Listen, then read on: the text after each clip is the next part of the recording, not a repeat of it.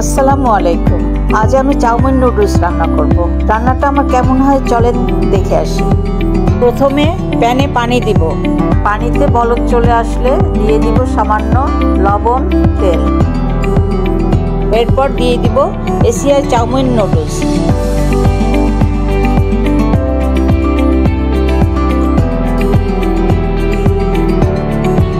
Noodles সিদ্ধ হয়ে গেলে পানি ঝরিয়ে ফ্রিজে রাখা ঠান্ডা পানিতে ছেড়ে দিব, যেন নুডলসটা বেশি সফট না হয়ে যায়।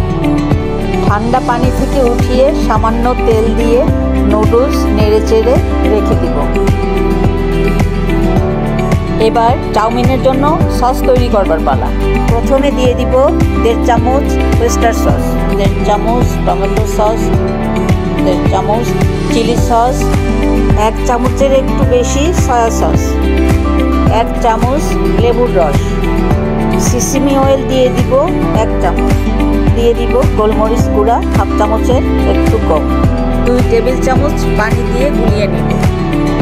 রেডি হয়ে গেল আমার চাউমিনের সস। গরম ফ্রাই প্যানে তেল আর বাটার ছেড়ে দিব। সাথে 2টা ডিম অ্যাড করে লবণ ছিটিয়ে দিব। ডিমটা ভালো করে নেড়েচেড়ে এক সাইডে রেখে দিব। এবার 1/2 কাপ হাড় ছাড়া মাংস সামান্য লবণ আর গোলমরিচ দিয়ে ভেজে নিব। চিকেনের কালারটা চেঞ্জ হয়ে আসলেই প্যান থেকে একটা প্লেটে উঠিয়ে নিব। এবার প্যানে তেল গরম করে রসুন কুচি ছেড়ে দিব। রসুন ব্রাউন কালার হয়ে আসলে দিয়ে দিব 2টা পেঁয়াজ কুচি, দিয়ে দিব 4টা কাঁচামরিচ কুচি, এবার দিয়ে দিব বাঁধাকপি কুচি, দিয়ে দিব গাজর। এবার নুডলস ঢেলে দিব। আমি এখানে নিয়েছি 3 কালারের ক্যাপসিকাম।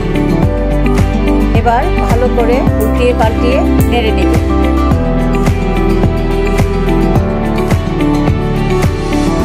ভেজে রাখা ডিম আর মাংস দিয়ে দিব।